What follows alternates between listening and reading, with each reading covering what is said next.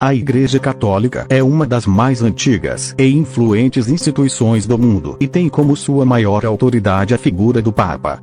Mas afinal, qual a história dessa instituição? E qual o caminho para se tornar um Papa? É isso que veremos no vídeo de hoje.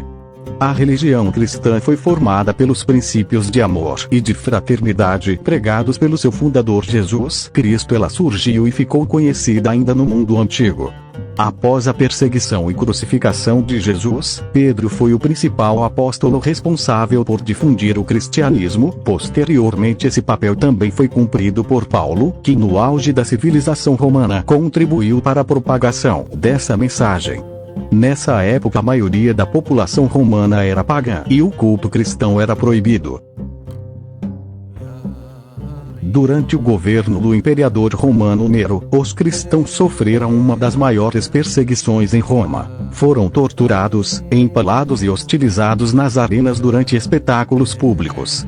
No ano de 313, o imperador Constantino deu liberdade de culto aos cristãos e, a partir de então, o cristianismo passou a agregar novos adeptos em Roma, tornando-se a religião oficial do Império Romano em 380, ato instituído por Teodósio.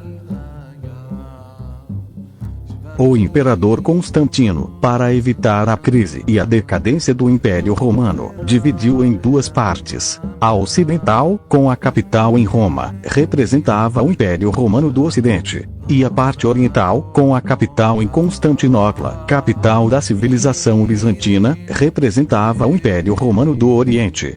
Com o decorrer dos séculos, criaram-se grandes diferenças entre a Igreja Bizantina e a Igreja Romana, culminando, no ano de 1054, no primeiro cisma do Oriente. As principais consequências desse cisma ocorreram por divergências políticas entre os romanos e bizantinos. O Papa, bispo de Roma, resistiu às insistentes tentativas de domínio do imperador bizantino, ao mesmo tempo em que os bizantinos não aceitavam e não acreditavam na figura do Papa como chefe de todos os cristãos. Eles divergiam também em relação ao culto a imagens, às cerimônias, aos dias santificados e quanto aos direitos do clero. Após as invasões dos povos germânicos, bárbaros, e com a crescente crise e decadência do Império Romano, a Igreja Católica aliou-se aos bárbaros, cristianizando-os, dominando e conquistando os vastos territórios ocidentais do Império Romano. As principais alianças se deram com os francos e, posteriormente, com o Império Carolíngio, na figura de seu grande imperador Carlos Magno. Juntamente com a Igreja Católica, propuseram reconstruir a magnitude do Império Romano do Ocidente, o chamado Sacro Império Romano. Desse modo, adentramos a Idade Média, período que a Igreja Católica se confirmou como uma das maiores instituições religiosas e políticas do mundo ocidental, sendo a grande detentora de propriedades de terra e dominando o campo do saber. As grandes bibliotecas medievais e os estudos filosóficos ocorriam quase sempre nos mosteiros medievais.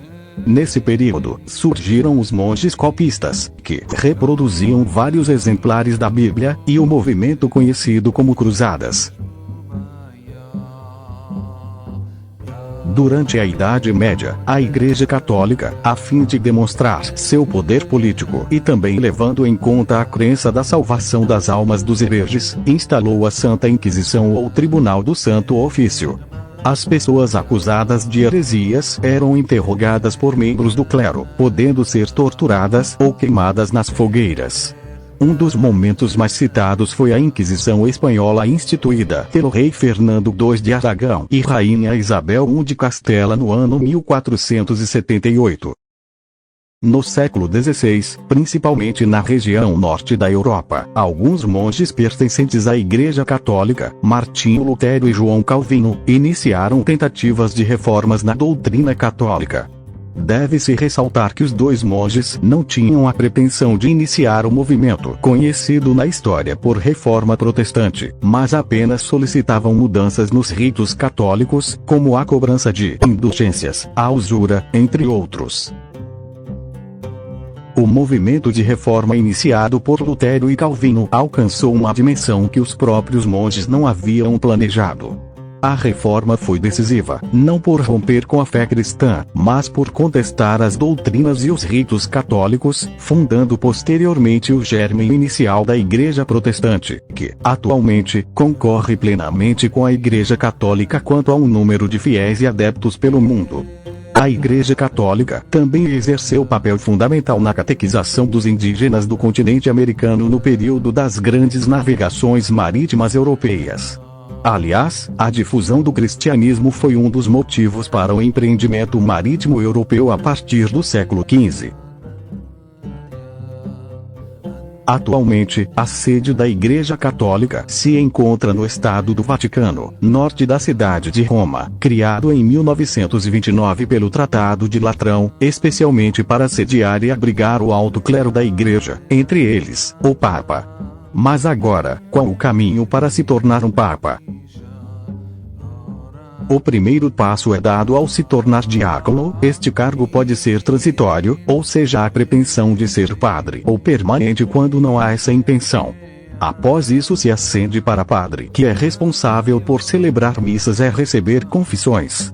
O próximo degrau é alcançado ao se tornar bispo ou arcebispo. O bispo cuida de uma diocese, que é um conjunto de várias paróquias de uma região, arcebispo cuida de uma arquidiocese, que gere todas as dioceses de uma região. O cardeal é indicado pessoalmente pelo Papa. Em teoria ele pode escolher o mesmo sem esse critério, ou seja, não necessariamente teria que ser um bispo ou arcebispo, mas esse é o usual. Quando um papa morre ou renuncia, os cardeais são convocados para eleger um novo. Este é aquele que conseguir 2/3 dos votos. No regimento anterior haviam mais 2 modalidades, mas isso é assunto para outro vídeo. Se você gostou desse vídeo, por favor deixe o like e se inscreva no canal para me ajudar a trazer mais conteúdos como este para vocês. Obrigado e até a próxima.